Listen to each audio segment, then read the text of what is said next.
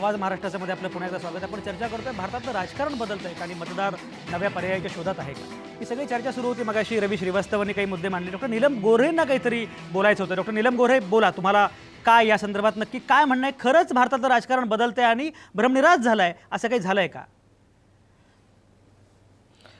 एक तर आपण बघतोय की दर 10 वर्षांनी एक राजकीय परिवर्तनाचं चक्र झालेलं दिसतं आहे गेल्या 40-50 वर्षामध्ये.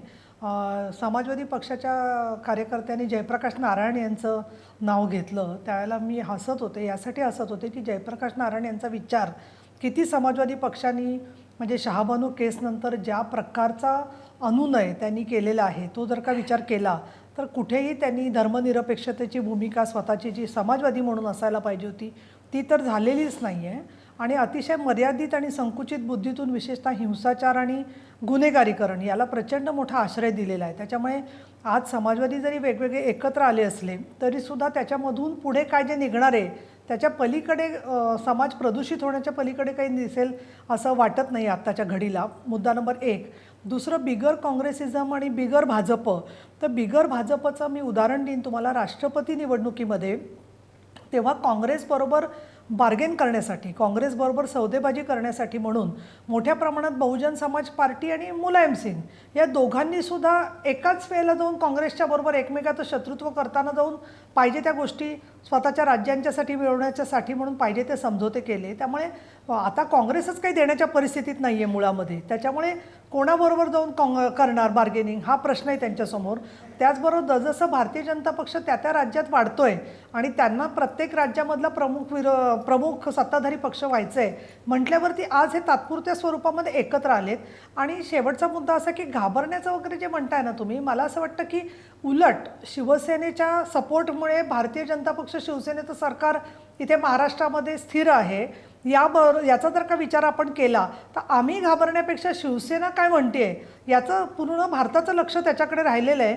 आणि काही लोकांना असं वाटत असावं की आज न उद्या यांचे मतभेद वाढत एखादेसे आपल्या गळाला लागू शकतात का काय शिवसेना जी आहे ती. परंतु उद्धवजी ठाकरे यांनी स्पष्ट केलेलं आहे की आमच्यामध्ये काही मुद्द्यांवर निश्चितपणाने मतभेद असले तरी त्याचा फायदा काँग्रेस आघाडी किंवा इतरांना घेता येता कामा नये एवढे आम्ही त्या संदर्भामध्ये सावध आहोत. आणि मुंबई महानगरपालिकेचं जर का तुम्ही बोलत असाल तर मला असं वाटतं की युती झाली उत्तम. स्वतः सन्माननीय मुख्यमंत्र्यांनी म्हटलेलं आहे दोन्ही पक्षांनी युती केली आत्ताच्या महानगरपालिका निवडणुकांमध्ये. पण आमदारकीचा आणि विधानसभेचा जर का रिझल्ट पाहिला तर त्यामध्ये मुंबई महानगरपालिकेची आता 2017पर्यंतची वाट काहीतरी बघत बसायला लावणं म्हणजे मला तर असं वाटतं की आत्ताचे जे विकासाचे कार्यक्रम आहेत त्याच्यावरून परत लोकांचा अजेंडा दुसरीकडे नेण्यासाठीचा हा एक केविलवाणा प्रयत्न आहे असं मला वाटतं. कारण 2017मध्ये निवडणुका आहेत, पूर्ण 2016 सालमध्ये आहे. तर आत्तापासूनच पुढचा सगळा विचार तुमचे मुद्दे पोहोचले. मुंबई महापालिका निवडणूक हा खरं वेगळ्या चर्चेचा विषय आहे, तो आत्ता आपण एवढा ते करायला नको. अशरफ आझमी, मला एक सांगा, नीलम गोऱ्हे आता असं म्हणाल्या की मुळात तुम्हाला जेपींचं नाव घ्यायचा, लोहियांचं नाव घ्यायचा अधिकार आहे का? धर्मनिरपेक्षतेबद्दल बोलण्याचा अधिकार तुम्हा जनता परिवारातल्या पक्षांना आहे का? अशा प्रकारची मांडणी आणि अशा प्रकारची भूमिका नीलम गोऱ्हे मांडतायत. काय म्हणणं आहे तुमचं अशरफ आझमी? मैं मेरी बहन को सिर्फ इतना कहना चाहूंगा कि जो परिस्थिति पिछले 6 महीने में हमने देखी है राज्य के चुनाव के बाद, जिस तरह से आप खामोश बैठे, जिस तरह से आपने कहा कि भाई ये लोग जो है वो जबरदस्ती की सरकार चला रहे हैं, इनके पास उतना मैंडेट नहीं है, जिस तरह से आपने उनका विरोध किया और उतनी खामोशी से जाकर आप उनके साथ बैठ गए और सरकार का सुख भोग रहे हैं, ये मुझे कोई कहने की आवश्यकता नहीं है. ये मैं अगर इस पे ये कह दूं कि क्या बाला साहब तो इस तरह से नहीं किया करते थे, फिर आपने क्यों कहा? तो ये सारी चीजें इसलिए हम नहीं कहना चाहते कि इस देश के अंदर जो वातावरण है, जो परिस्थिति चल रही है, उस परिस्थिति के अंदर जिस तरह की सरकार आज देश में है, वो जिस तरह की सरकार ने जिस तरह के माहौल को पैदा किया, अब ये तय करेंगे कि बिल्डरों के लिए किस तरह का बिल लाया जाए, अब ये तय करेंगे कि कौन क्या खाएगा, अब ये तय करेंगे कि कौन कितने बच्चे पैदा करेगा. ये सारी चीजें देखकर ये महसूस होता है कि इस देश में जो लक्ष्य हमने रखा है उस लक्ष्य को आगे ले जाने के लिए, उन युवाओं को आगे ले जाने के लिए जो भ्रम में आकर कहीं चले गए थे, उनको लाने के लिए कोई उपाय करना होगा. और अगर सांप्रदायिक ताकतों को इस देश में रोककर सारे लोगों को एक साथ ले चलने की बात करना, अगर इस देश के अंदर कोई गलत है तो शायद कोई गलती हो रही होगी, वरना आज जो परिस्थिति है उस परिस्थिति के हिसाब से आज जनता परिवार जो आश्रफ अगर आश्रफ मैदान में आश्रफ आया आझमी है, आश्रफ जो आझमी मैं- तुम्ही बोलत असताना रवी श्रीवास्तव हसतायत, त्यांना काय म्हणायचं बघूया, मग नीलम गोरेंकडे पण मला रवी जायचंय. श्रीवास्तव, रवी आश्रफ रवी भाई, श्रीवास्तव आश्रफ भाई, रवी श्रीवास्तव बोला, बोला. एक सुनिए सर, मैं एक मिनट आश्रफ बोल लूं भाई. अपनी बात. रवि श्रीवास्तव हंसते हैं, सूप हंसे हंसे, छलनी भी हंसे, जिसके 72 छेद. मैं आपको बता दूं सर, एक साल में जो कुछ भी हुआ वो सारी चीजें आपके सामने है. सर, 72 जिस तरह छेद से नहीं है. चौराहे पे उनकी हांडी फूट रही है, सर, वो आप 72 छेद हमको नहीं समझाने के है. लिए हमारे आए हैं. पास ये सब पता चल हमारे जाएगा, पास सर. 67 सीटें भारतीय हैं, जनता 72 छेद बा- नहीं है हमारे पास. अच्छा, बात मैं क्या आपको कह रहा बता हूँ, हूं, एक मिनट. इसलिए मैं आपको आश्रफ समझा भाई, रहा हूं, सर. जी, बोलिए, बोलिए. मैं आपकी तारीफ करने वाला था. मैं तो आपने जिस तरह से नहीं, मुद्दे आप बताए, तारीफ मत करिए, मैं उसकी सर. बहुत तारीफ आपकी करने तारीफ वाला की था. जरूरत नहीं है, आपने लोग तारीफ बिल्कुल कर रहे हैं, वो बहुत आपने है. बिल्कुल सही बातें बताई, मगर मैं आपसे कितना कहना चाहता हूं कि जो आपने ये 6 पार्टियों का जो बनाया है मैरिज ऑफ कन्वीनियंस करके, जो पहले भी कई बार जिसका तजुर्बा हो चुका है, भगवान करे इस बार उसको आप सुरक्षित रखिएगा, क्योंकि ये जनता दल का जो ये कॉम्बिनेशन है, ये पहले भी कम से कम 4 बार बना है और बन के टूट चुका है. खैर, इसमें कोई मुझे कुछ कहना नहीं है. भाजपा के मेरे मित्र बैठे हुए हैं, इन्होंने 20 लाख मिस कॉल देकर के कलकत्ता के अंदर, वेस्ट बंगाल के अंदर मेंबर बनाए थे.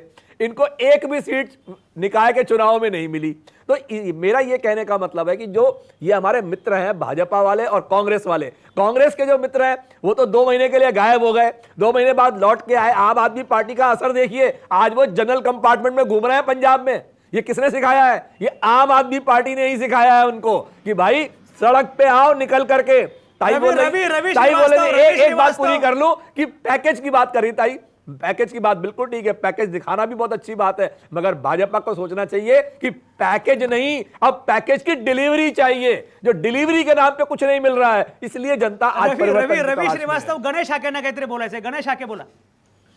नाही, एक दिल्ली म्हणजे देश नव्हे, आणि दिल्ली हे एक साधं म्हणजे त्याला स्टेटचा पूर्ण सुद्धा दर्जा नाही आहे. इतक्या लहान म्हणजे राज्याच्या संदर्भामध्ये आपला मिळालेला विषय, त्याच्याने ती इतके उन्मत्त सारखे बोलतायत.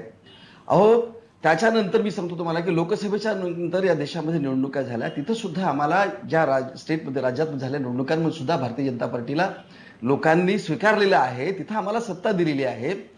आणि 2 गोष्टी याच्यातल्या लक्षात घेतल्या पाहिजेत की आपची जी महाराष्ट्रामध्ये नव्हे देशामध्ये जी वाट लागते आहे, ते हे सगळं वाट लागत असताना सुद्धा जर श्रीवास्तव सारख्या एका सिनियर माणसाला जर म्हणजे आपच्याबद्दल जर काही म्हणजे वाटत नसेल, तर मला असं वाटतं की केवळ दूषणं देणं भारतीय जनता पार्टीला, काँग्रेसला, याने हा पक्ष काही आप मोठा होणार नाही आहे. त्यामुळं भारतीय जनता पार्टी, आपण हा विषय जो ठेवलेला आहे त्याच्यामध्ये आपण असं म्हणतात किंवा की लोक निराश आहेत का, आणि आणि किंवा लोक पर्याय शोधतायत का? लोक पर्याय शोधत नाहीत, लोकांना पर्याय नको आहे. आणि तिसरी गोष्ट अशी आहे की लोक पर्याय कशासाठी शोधतील? या सरकारच्या काय चुका आहेत?